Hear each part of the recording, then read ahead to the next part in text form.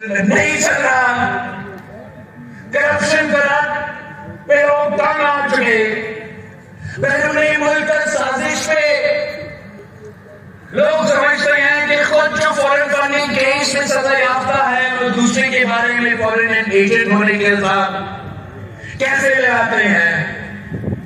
تو اب وہ ہمارا جمہوریت کے ساتھ کھیل رہا ہے.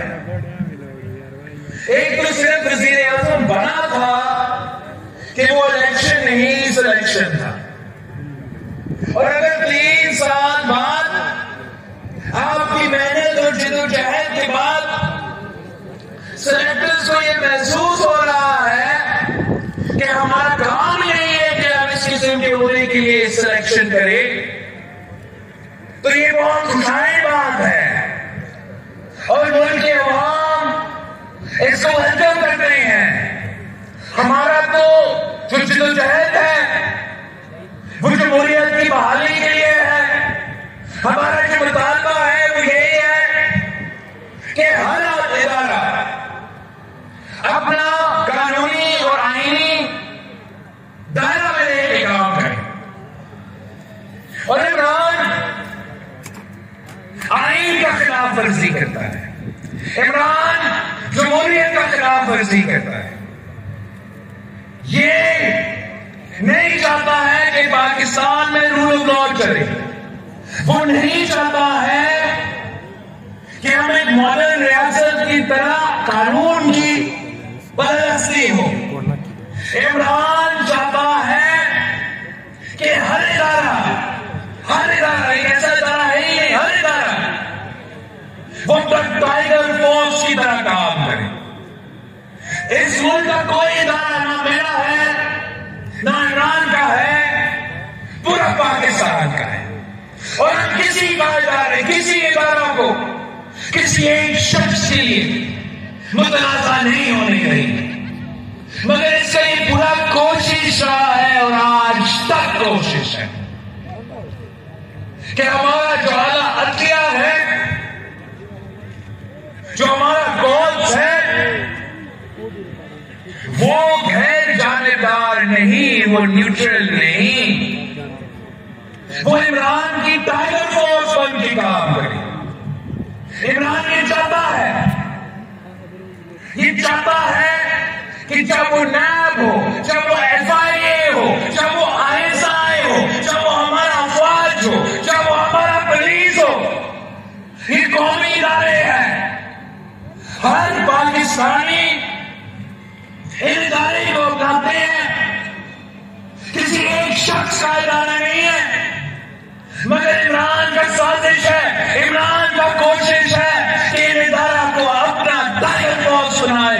میرا آپ سے وعدہ ہے، پاکستان کے عوام سے وعدہ ہے، ہم کسی کو یہ اجازت نہیں دیں گے کہ ہمارے ادارے کو متنازع بنائے، کسی کو اجازت نہیں دیں گے.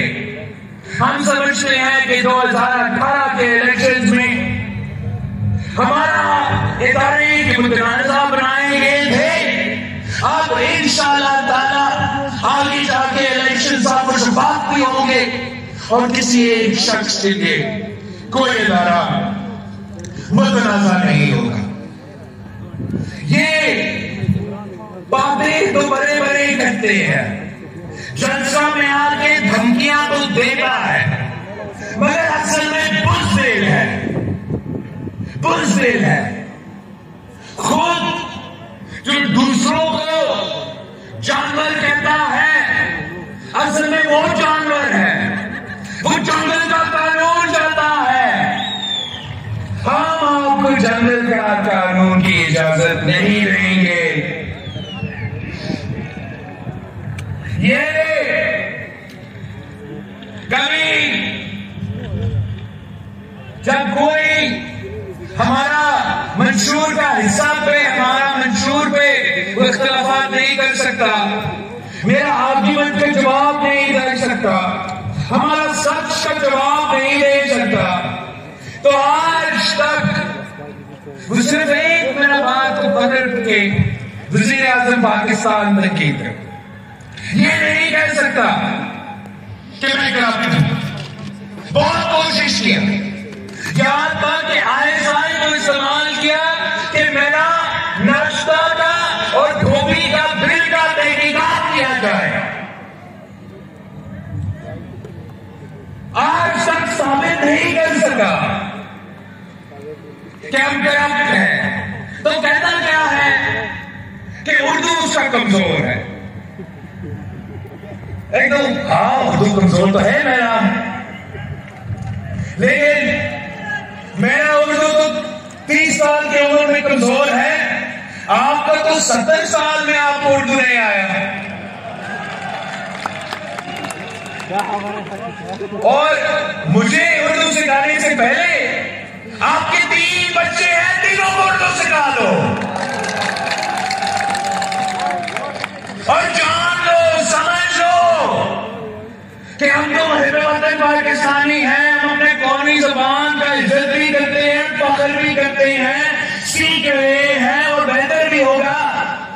لیکن ساتھ ساتھ یہ جان لو, یہ سمجھ لو کہ یہ دھرتی, یہ قوم جو اردو بولنے والے کا قوم ہے, اتنا ہی پشتو بولنے والوں کا قوم ہے.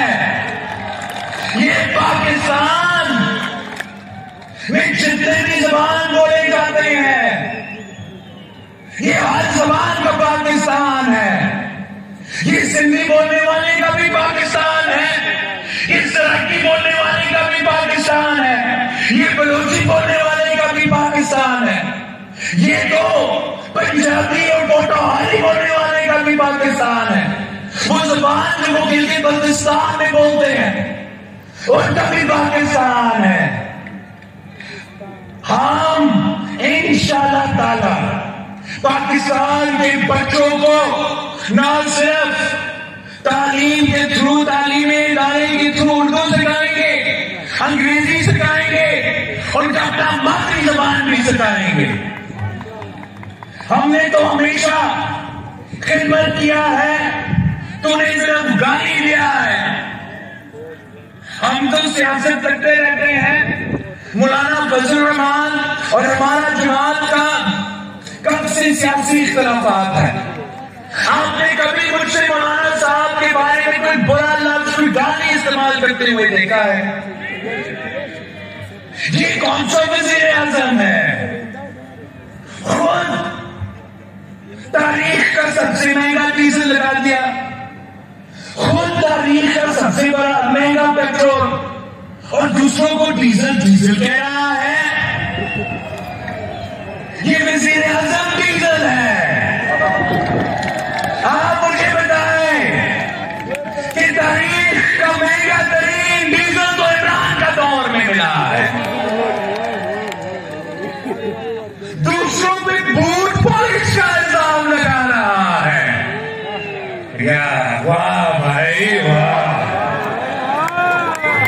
بوٹ پالش کا الزام عمران.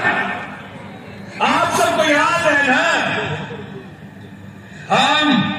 ہمیں یاد ہے ذرا کہ جب حمید گول اس کا ناپی تبدیل کرتا رہا, تب سے ہمیں یاد ہے. جب یہ بادشاہ کا کھلونا بنا, تب سے ہمیں یاد ہے. آج جو سب کچھ آپ کر رہے تھے, یہ ملک, یہ عوام آپ کو پہچانتے ہیں, اور آج بھی آپ کا کوشش یہی ہے. بوٹ پالش آپ نے ختم کر لیا ہے, تو آپ بوٹوں کو چاٹے پہ اتر آئے ہیں. خود بوٹ کو ایسے پکڑے ہیں, ایسے پکڑے ہیں کہ پاکستان کی تاریخ میں کسی نے ایسے نہیں کیا. اور آج تک آپ کا کوئی جمہوری کوشش نہیں ہے. آج تک آپ کا بوٹ پالش کرنے والا کوشش ہے. مگر میں آپ کو بتانا چاہ رہا ہوں کہ بوٹ پالش ختم ہو چکا ہے. اب یہ اس کا کام میں نہیں آئے گا. یہ جو دھمکی دینے کی کوشش کر رہا ہے, خود آپ کی پیٹھ پیچھے بھی مانگ رہا ہے. پہلے نیوٹرل پہ تنقید کر رہا تھا، اب نیوٹرل پہ معافی مانگ رہا ہے. کہتا ہے کہ بس ایسا کرے OIC تک میرا اتحادیوں کو اجازت نہ دے کہ وہ اپنا اعلان کرے. اب کہہ رہا ہے کہ میرے جلسہ تک 47 میرا جلسہ ہے، بس میرے جلسہ تک اجازت کرے. ہم آپ کو نہیں چھوڑیں گے.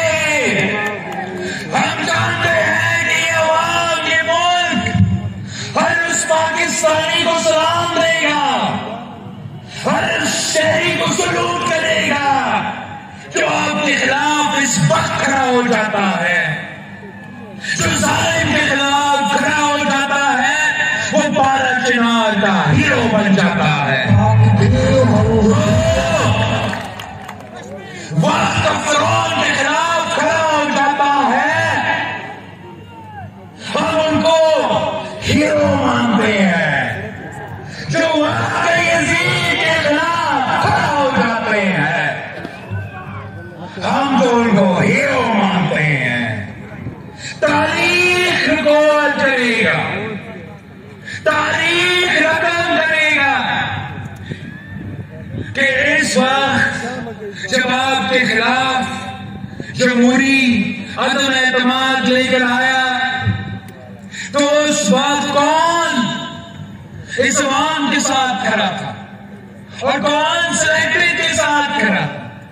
تاریخ یاد رکھے گا کہ کون مہنگائی، غربت اور بے روزگاری کے ساتھ کھڑے تھے، کون کشمیر میں سودا کرنے والے کے ساتھ کھڑے تھے، کون دہشت گردوں کے سامنے جھکنے والے کے ساتھ کھڑے تھے، اور کون اس ملک کے عوام کے ساتھ کھڑے تھے.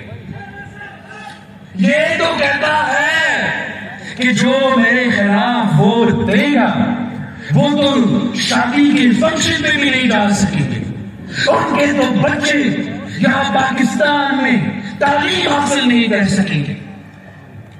ہم تو جاتے ہیں شادی کے فنکشن میں، آپ نہیں جا سکتے ہو. عوام آپ کا شکل نہیں دیکھنا چاہتے ہیں. خود اپنے بچے کو باہر اس لیے بنا رہے ہو کہ یہاں آئے بھارت چنار کے اسکول میں آ کے بھارت چنار کے اسکول میں اپنے بچے کو ذرا شامل کریں. ہم دیکھتے ہیں کہ یہاں کے بچے، یہاں کے عوام آپ کے بارے میں کیا سمجھتے ہیں. ابھی تک آپ کو اندازہ نہیں ہے کہ اپوزیشن کیا ہے. خان صاحب، آپ کا تو ناٹی اپوزیشن میں بھی چینج ہوتا تھا، وزیر اعظم بنتے ہوئے آپ کا ناٹی چینج کروایا جاتا تھا. اب آپ کو لگ پتا جائے گا کہ اپوزیشن کیا ہے. اب آپ کو لگ پتا جائے گا کہ نیب کیا ہے. اب آپ کو لگ پتا جائے گا کہ جب سہولت کار موجود نہیں تو آپ کا حشر جو یہ قوم کرے گا، جو یہ عوام کرے گا، تاریخ یاد رکھیں گے. ساتھیوں، آپ کو سلام ہو، آپ کا ہمت کو سلام ہو، آپ کا حوصلہ کا سلام ہو. آپ نے عمران کو اتنا پریشان کر دیا ہے، اتنا پریشان کر دیا ہے کہ اس کو سمجھ ہی نہیں آ رہا ہے کہ وہ کیا کر رہا ہے، کیا کرنا چاہ رہا ہے. انشاءاللہ تعالی جیت عوام کی ہوگی، انشاءاللہ تعالی جیت جمہوریت کی ہوگی. ہم مل کے الیکٹورل ریفارمز کریں گے، مل کے صاف و شفاف الیکشن کا بندوبست کریں گے، اور پھر میں آپ کے پاس واپس آؤں. اور جب میں واپس آتا ہوں تو اپنے لیے ووٹ مانگوں گا اور قائد عوام اور شہید محترمہ بینظیر بھٹو کا 9 مکمل مشن کو مکمل کرنے کے لیے آپ کا ساتھ مانگوں گا. مجھے علم ہے کہ قائد عوام نے چاہا کہ آپ میڈیکل کالج بنے، اور ضیاء الحق نے آپ کا میڈیکل کالج چھین کے کہیں اور بنایا تھا۔ اب تیسرا نسل کا وعدہ ہے، میں نے آنا ہے اور میں نے بارہ چنار میں میڈیکل کالج، قائد عوام میڈیکل کالج بنانا۔ اگر میرے بڑوں نے ایک نہیں دو کالجز آپ کو دیا ہے تو تیسرا کالج انشاءاللہ تعالی میں اور آپ مل کے بنائیں گے۔ اگر صدر زرداری نے اس صبح کو شناخت دیا، پختونخوا کا نام دیا، 18ویں ترمیم کر کے NFC ایوارڈ کر کے آپ کو اپنا وسائل کا مالک بنایا، اپنا سرزمین کا مالک بنایا، تو انشاءاللہ تعالی ہم مل کے اس خواب کو بھی حقیقت میں تبدیل کریں گے۔ اگر قائد عوام نے روٹی، کپڑا اور مکان کا دعویٰ کیا، شہید محترمہ بینظیر بھٹو نے اس وعدہ پہ پورا اتری، صدر زرداری نے آپ کو بینظیر کارڈ دیا، تو یہ ظالم آج بینظیر کارڈ بھی چھین رہا ہے۔ غریب ترین عورتوں سے بینظیر کارڈ چھیننے کا میں حساب لوں گا، اور انشاءاللہ تعالی وہی بینظیر کارڈ واپس لے کر آؤں گا۔ ہمارے بہت سے خواہشات ہیں کہ جو وعدے قائد عوام اور شہید بی بی نے آپ سے کیے، ہمیں مل کے وہ وعدے پورا کرنا ہے۔ یہ جو وزیر اعظم ہے، یہ دھاندلی، اس کو صرف دھاندلی آتا ہے۔ جب وہ آپ کا جنرل الیکشن ہو تو دھاندلی، اب تو جو بھی لوکل باڈی الیکشن جاری ہے